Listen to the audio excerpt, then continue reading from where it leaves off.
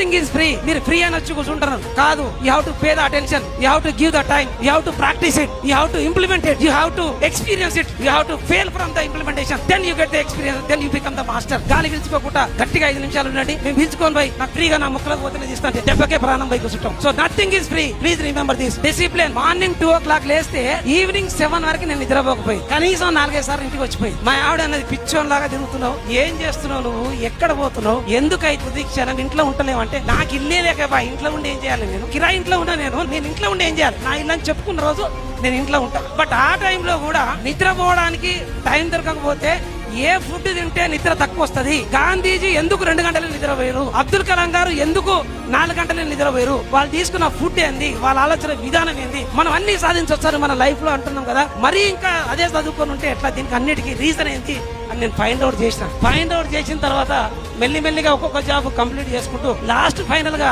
ఏం చేసినా తెలుసా, 2021 లో టైమ్స్ ఆఫ్ ఇండియా ఉద్యోగానికి కూడా రిజిగ్నేషన్ ఇచ్చిన. నేను కావాలనుకున్న జాబ్ నే ఆ రోజు వదులుకున్నా.